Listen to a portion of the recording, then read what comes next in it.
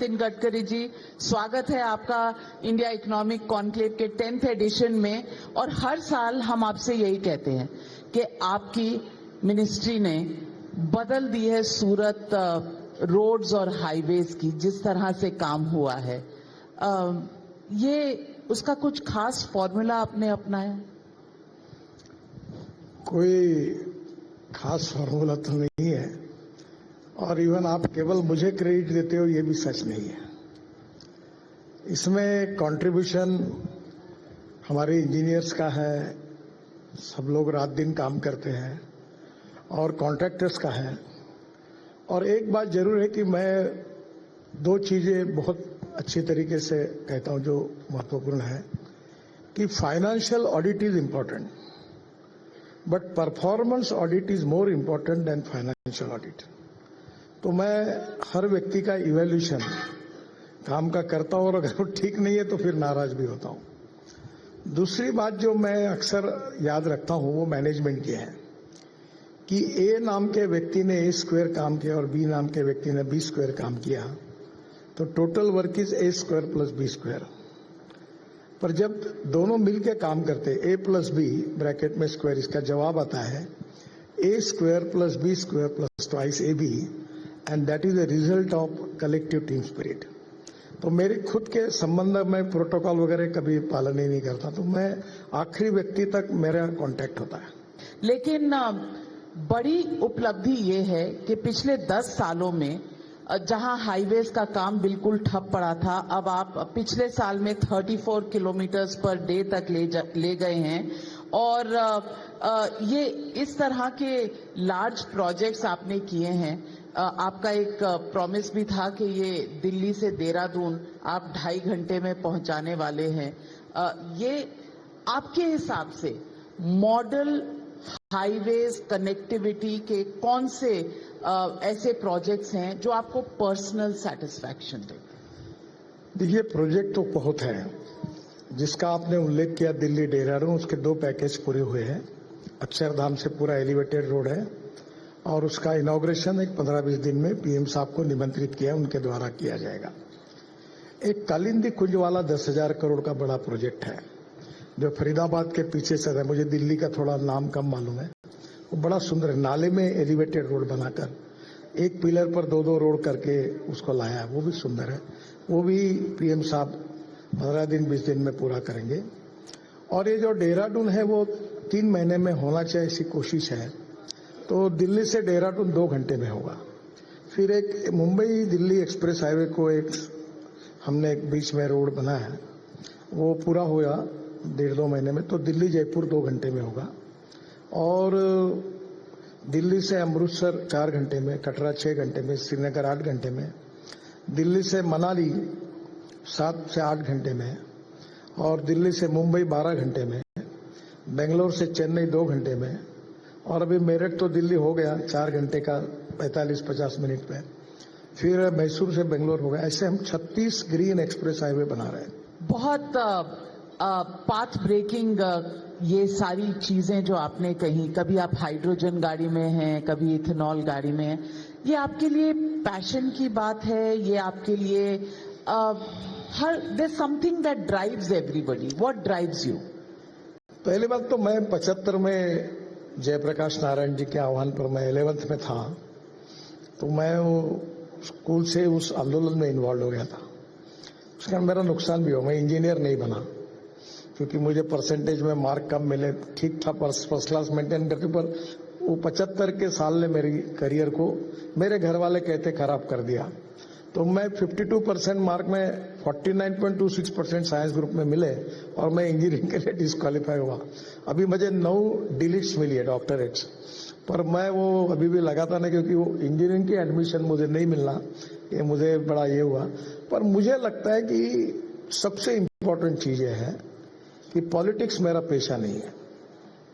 It's not my profession. I always believe that politics is the instrument of socio economic reform, और इसलिए मैं अपने conviction के साथ चुनाव में भी अपने कन्विक्शन की बात करता हूं। मैं लोगों को क्या लुभाता वगैरह की चिंता नहीं करता, मैं मुंह पे बोलता हूं। और मेरा अनुभव ऐसा है कि विथ माय स्ट्रांग कन्विक्शन जब ये देश के लिए, समाज के लिए और गरीब व्यक्ति के लिए मैं क्या कर सकता हूं। मैं कोई साधु और सन्यासी नहीं हूं। मेरा परिवार है, घर है, अभी बच्चे बिजनेस देखते हैं।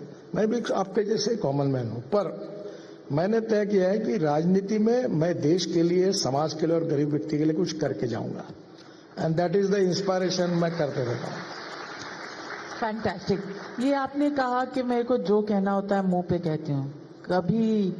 कभी कुछ डिफिकल्ट पोजीशन में पड़े? नहीं, मुझे कभी कोई डिफिकल्टी नहीं है। अभी चुनाव में मैंने पब्लिकली कहा था कि मैं जातीयवाद नहीं करूंगा, और मैंने लोगों को कहा जो करेगा जात की बात उसको ठोकूंगा लात। ऐसा पब्लिकली बोले, सच छप के आया था। मैंने बोला नहीं देना है तो 2 वोट, नहीं देना है तो मत, नहीं करूंगा। मैं चुनाव में इस बार कोई गलत खर्चा नहीं किया।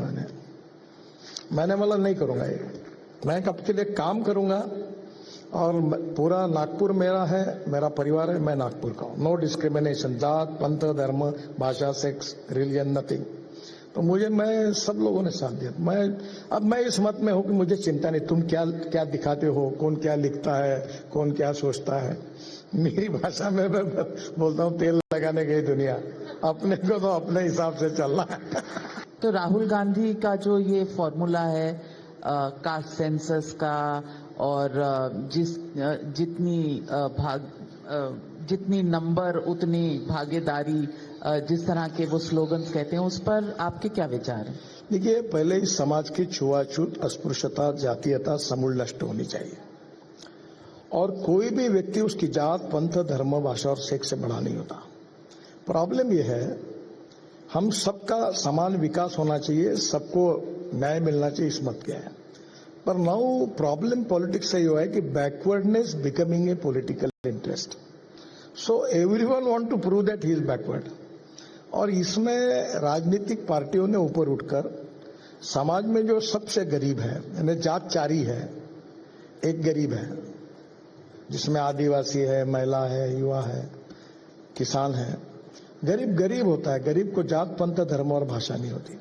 हम गरीब के लिए काम करें, हम युवाओं के लिए काम करें, हम महिलाओं के सशक्तिकरण के काम करें, हम आत्मनिर्भर भारत में इकोनॉमी को स्ट्रांग बनाने के लिए काम करें, सबको रोजगार मिलना चाहिए उसके लिए काम करें, पूरा प्रॉब्लम सॉल्व हो जाएगा। पर जो लोग अपने काम से और अपने कार्य से लोगों को मन जीत नहीं सकते, वो जाति के आधार पर अपनी बात करके लोगों को चुनाव जीतने की कोशिश करते हैं। गडकरी जी, एक कॉमन मैन की प्रॉब्लम बताती हूँ। लोग गाड़ियां पे गाड़ियां खरीदते चले जा रहे हैं, बाइंग पावर बढ़ रही है, that is a good sign, लेकिन हमारी सड़कों का नेटवर्क उतना बड़ा नहीं हो रहा है।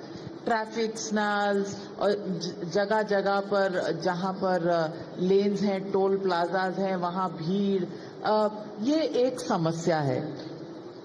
इसका आपका विजन क्या है कि किस तरह? देखिए, पहले तो आप दिल्ली की शुरुआत करिए।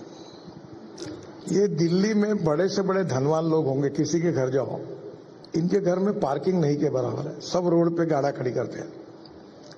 हमारे यहाँ ऐसा नहीं है, हर बिल्डिंग में उतना पार्किंग होता है। तो पहली बात तो ऐसी है कि रोड का उपयोग, फुटपाथ का उपयोग दुकान लगाने के लिए फुटपाथ का उपयोग नहीं है, और रोड का उपयोग पार्किंग के लिए नहीं है। दूसरी बात एक जरूर है कि हिंदुस्तान के पास इनहेरेंट एक्सपर्टाइज है पॉपुलेशन और ऑटोमोबाइल नंबर बढ़ाने का। अब घर में 4 लोग हैं और 6 गाड़ियां हैं, और पार्किंग भी नहीं उनके बिल्डिंग में। अब ऐसे होगा तो कहां से प्रॉब्लम सॉल्व होगा? तो ये समस्या, इसके लिए पब्लिक ट्रांसपोर्ट को हमको, अब जैसे दिल्ली से जयपुर 1.25 घंटे में एग्जीक्यूटिव क्लास जैसी चेयर लेकर, सामने लैपटॉप लगाई या टीवी है, म्यूजिक सुन रहा है, चाय पानी पी रहा, और 1.25 घंटे में जयपुर जाएगा। तो कोई अपनी गाड़ी नहीं ले जाएगा। तो अभी तो आरएसएस कह रही है कि 3-3 बच्चे करो तो और बढ़ेगी पॉपुलेशन। देखो चाइना ने क्या किया, आज चाइना ने पॉपुलेशन को कंट्रोल किया। हमारे देश की इकोनॉमी को मजबूत करने के लिए ये कोई रिलीजियस सब्जेक्ट नहीं है, ये इकोनॉमिक सब्जेक्ट है। हमारे देश को अगर आर्थिक दृष्टि से सक्षम रखना है तो चाइना से ये बात हमने सीखनी चाहिए कि उन्होंने अपनी पॉपुलेशन कम की।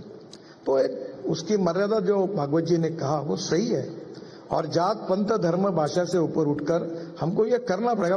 तो बता दीजिए सरसंघचालक जी के जो 3 बच्चों वाला फॉर्मूला है, उससे आप अग्री करते हैं कि नहीं? मैं एग्री करता हूँ। कि 3 बच्चे होने हाँ। चाहिए? तो फिर पॉपुलेशन कैसे कम होगी? नहीं, अगर ये 3 तक ठीक है। 3 से ज्यादा? हाँ, पर ये लाइन लग रही हर साल ऐसा नहीं ये ठीक नहीं है। 3 तक ठीक है। आखिर में यही पूछूंगी आपसे गडकरी जी कि आप हमेशा एक गोल रखकर आगे बढ़ने वाले इंसान हैं। ऐसा कौन सा सपना है जो अभी पूरा करना है और आप उसी की तरफ काम कर रहे हैं? मैं इतना भी विद्वान नहीं हूँ, मैं गोल वगैरह रखता नहीं। मैं क्रिकेट खेलता था तो मैं बहुत बार पहले बॉल से रन मारने की कोशिश करता था, तो मेरे टीचर मुझे डांटते थे, तो मैं क्रॉस भी घुमाता था बैट, बोलते ऐसा नहीं करना। तो ठोकते ठोकते आगे बढ़ते रहे, छक्के चौके मारते रहे। Nitin Gadkari ji, I have very rarely seen a person who loves his work, delivers, और उसके बाद काम करने में इतनी खुशी जो आपको आपके चेहरे पर दिखती है, बहुत कम लोगों में दिखती है। हमेशा जिंदा दिल रहिएगा। काम भी करते हैं आप और सोशल मीडिया पे यंग जनरेशन से कनेक्ट भी करते हैं आप। You are a role model for many. Thank you very much for joining us बहुत बहुत at the India economic conference.